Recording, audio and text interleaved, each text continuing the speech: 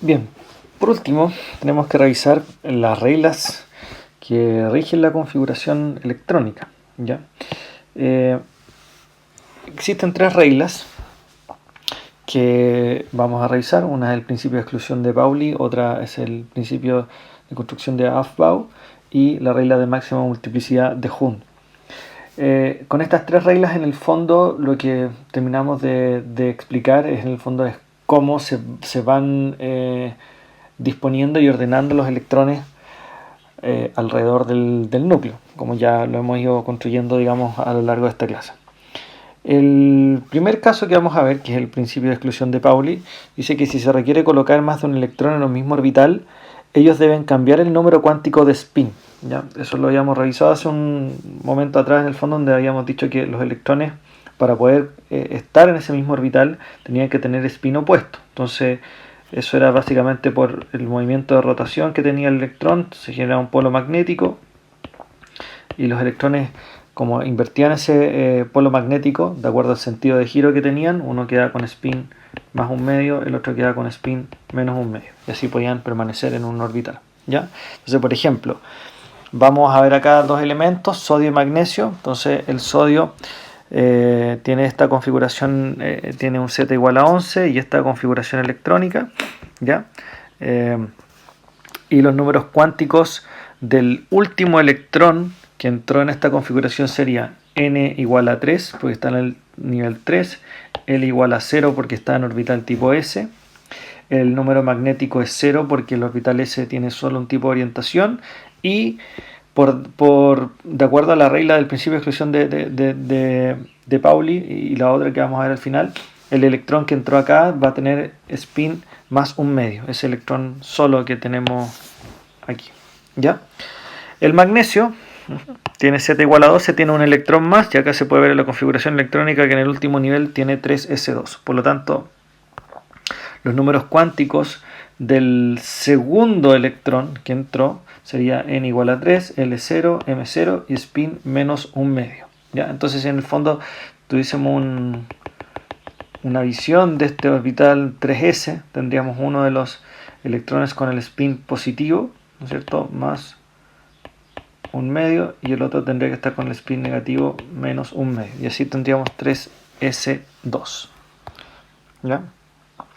Entonces se cumple aquí el principio de exclusión de Pauli. Exclusión en el fondo tiene que ver con que tengan los números de spin opuestos.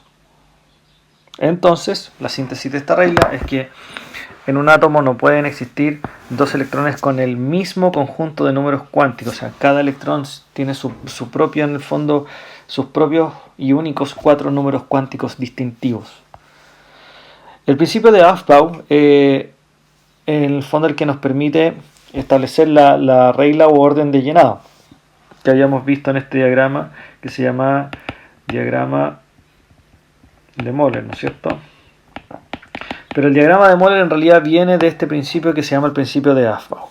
El principio de Aufbau dice que primero debe llenarse el orbital 1s hasta un máximo de 2 electrones, ¿ya? Después se llena el orbital 2s también con 2 electrones como máximo. La subcapa 2p tiene 3 orbitales degenerados en energía. Eso se refiere a los...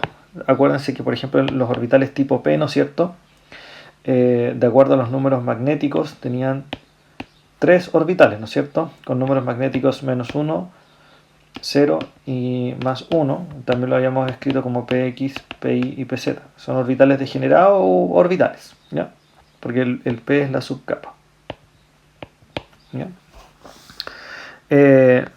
Y así se llenan, por ejemplo, los 2p con 6 electrones. Entonces, en realidad, el principio de Aufbau, en el fondo, lo que va diciendo es básicamente cómo ocurre este orden de llenado. Y ese orden de llenado después se puede presentar en este diagrama de Moller que ya lo habíamos visto anteriormente. Lo importante es que se tienen que ir completando los niveles en un orden que está establecido por este diagrama. Entonces, en la medida que se van llenando, ¿no es cierto?, los orbitales y las respectivas subcapas y capas, vamos avanzando de una a otra. Y por último tenemos la regla, ¿no es cierto?, de la máxima multiplicidad de Hund, ¿ya? Entonces, las partículas subatómicas son más estables o tienen menor energía cuando presentan electrones desapareados, de espines paralelos, que cuando esos electrones están apareados, espines opuestos o antiparalelos. Ya, en realidad, bueno, ese es el concepto, ¿no es cierto?, del principio de máxima multiplicidad de Hund, pero ¿qué es lo que ocurre en la práctica?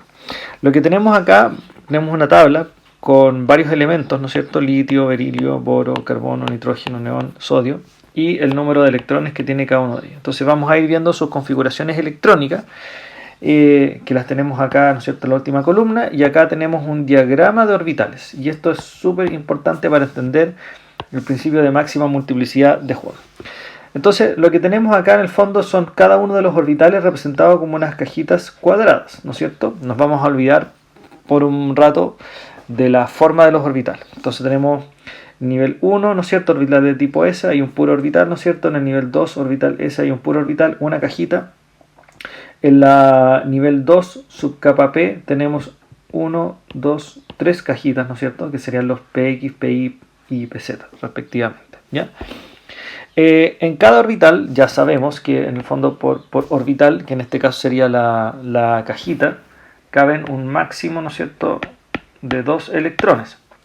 Y sabemos también que esos 2 electrones, ¿no es cierto?, en esta cajita tienen que encontrarse con espines opuestos. Eso se simboliza con esas flechitas hacia arriba y hacia abajo, ¿ya? Entonces la pregunta es, ¿cómo se va llenando esto? Por ejemplo, en el caso del litio tenemos 3 electrones. Evidentemente, en la primera cajita, que es 1s, tendrán que ir 2 flechitas como están acá, ¿no es cierto? Y con espines opuestos, de acuerdo a las reglas que hemos visto. Entonces, ya tenemos 2 electrones y me queda uno para repartir. El siguiente a repartir, que no es cierto que sería en esta cajita 2s, siguiendo, ¿no es cierto?, también el principio de Aufbau y el orden de llenado, sería un electrón a colocar acá. Ya, pero ¿cuál coloco primero? ¿Coloco el de spin positivo o el de spin negativo? Bueno, van entrando primero los de spin positivo. Si tuviésemos 4 electrones, como en el caso del berilio, ¿no es cierto?, primer orbital lleno, segundo orbital lleno, con los espines apareados, ¿ya? Y aquí viene lo interesante, y aquí se puede empezar a apreciar la regla, digamos, de máxima multiplicidad de Hund en estos elementos que están acá. Ya tenemos las 2 primeras cajitas llenas, no las vamos a ver y nos vamos a centrar en el 2p, porque tenemos 5 electrones repartidos, entonces tenemos 1, 2, 3, 4. Ya sabemos, ¿no es cierto?, que entra primero el spin positivo, ¿no es cierto? Ya, hasta ahí no habría mayor problema. Pasemos al carbono, que tiene 6 electrones. Entonces la pregunta acá es la siguiente, en el fondo, ¿cómo se van a ir completando estos otros orbitales vacíos? Tendrá que ir llenándose de esta forma, como lo acabo de dibujar, o tendrá que ir de otra manera, ¿ya? Entonces, en realidad lo que ocurre es que entran primero electrones con el mismo spin, pero en orbitales distintos, ¿ya? Se van llenando sucesivamente los espacios, y una vez que se completan estos espacios, ¿no es cierto?, después van entrando los de spin contrario, ¿ya? Veámoslo en la diapositiva. En este caso tenemos 6 electrones en el carbono. Acá llevamos 4, ¿no es cierto?